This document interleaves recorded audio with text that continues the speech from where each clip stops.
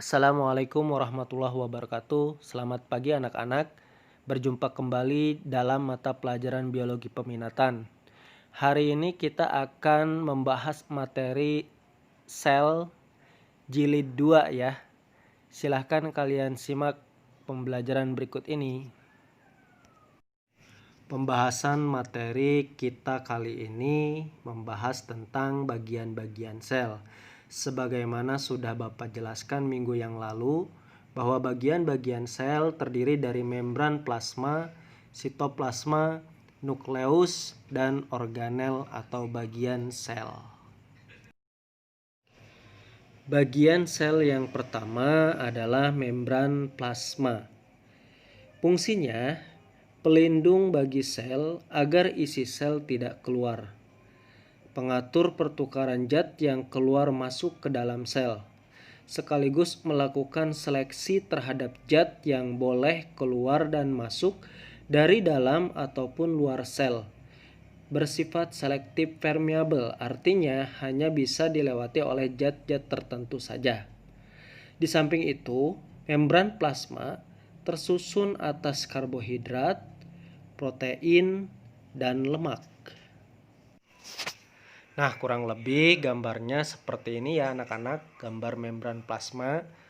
Jadi kalau dilihat dari strukturnya, terdiri dari fosfolipid bilayer. Artinya di bagian atas dan bawahnya dilapisi oleh dua lapisan lemak. Bagian sel yang kedua adalah inti sel atau nukleus. Fungsi utamanya untuk mengendalikan metabolisme sel, menyimpan informasi genetik berupa DNA, dan juga sekaligus tempat penggandaan dan transkripsi DNA.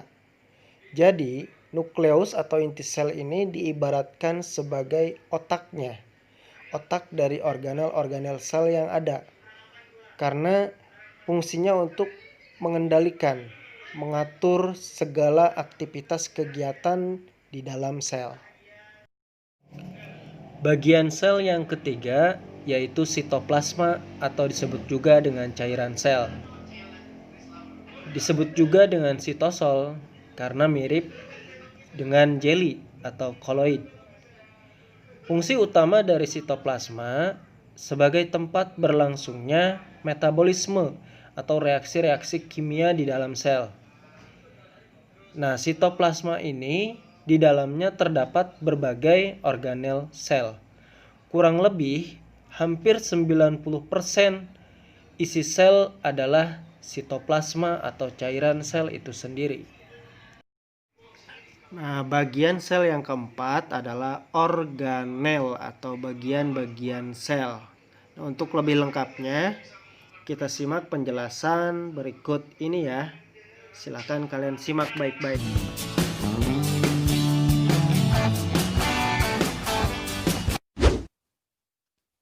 Sel adalah unit terkecil dari makhluk hidup.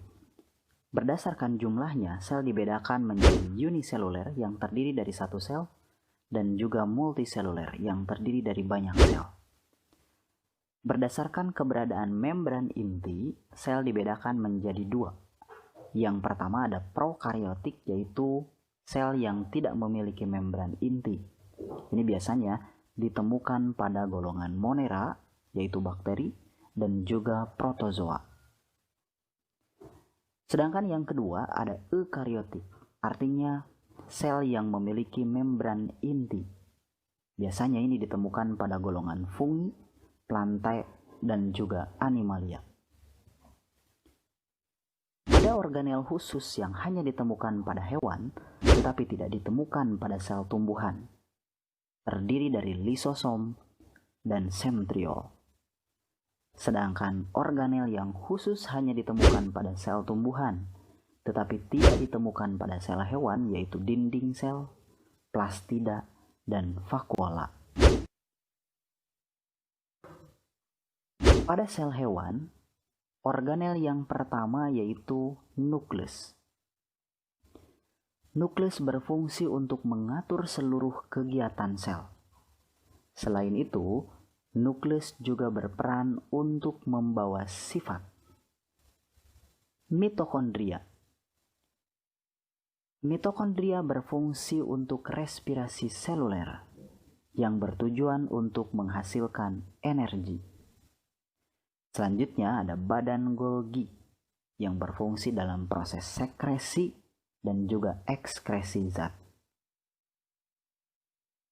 Selanjutnya ada sentriol. Sentriol berperan dalam proses pembelahan atau reproduksi sel. Organel yang selanjutnya ada retikulum endoplasma. Retikulum endoplasma dibedakan menjadi dua. Yang pertama ada RE kasar. Biasanya pada RE kasar ditemukan ribosom di bagian permukaannya. Sedangkan yang kedua ada RE halus dan tidak ditemukan adanya ribosom di bagian permukaannya. Retikulum endoplasma berfungsi sebagai alat transportasi intraseluler. Selain itu, juga bisa berfungsi untuk menyusun fosfolipid, glikolipid, steroid, dan detoksifikasi. Selanjutnya ada ribosom, organel kecil yang berfungsi untuk sintesis protein. Selanjutnya ada membran sel. Membran sel ini tersusun dari fosfolipid bilayer yang berfungsi untuk mengatur lalu lintas zat dan juga pelindung. Selanjutnya ada sitoplasma. Sitoplasma adalah cairan yang ditemukan di dalam sel dan berfungsi sebagai tempat metabolisme. Metabolisme adalah reaksi kimia yang terjadi di dalam sel. Selanjutnya ada lisosom. Lisosom berperan penting dalam pencernaan intrasel dan lisosom dibentuk oleh badan Golgi. Selain organel yang tadi disebutkan, juga ditemukan ada sitoskeleton atau rangka sel yang terdiri dari mikrotubulus yang berperan untuk membentuk silia, sentriol, dan juga flagela. Selain itu, ada mikrofilamen yang berfungsi untuk membentuk aktin dan juga miosin dan bertanggung jawab pada pergerakan sel.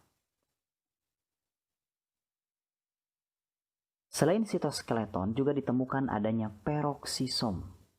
Peroksisom ini berfungsi untuk menghasilkan enzim katalase yang berfungsi untuk mengubah hidrogen peroksida menjadi air dan juga oksigen. Sedangkan pada sel tumbuhan, ditemukan ada dinding sel yang berfungsi untuk memberi bentuk pada sel yang tersusun bisa dari selulosa atau lignin. Selain itu ditemukan adanya plastida. Dan plastida terdiri dari beberapa macam. Ada leukoplas, kemudian ada kloroplas, dan juga kromoplas. Selain itu, juga ditemukan adanya vakuola yang berfungsi untuk menyimpan zat. Nah, itulah organel sel yang ditemukan pada sel hewan dan juga sel tumbuhan.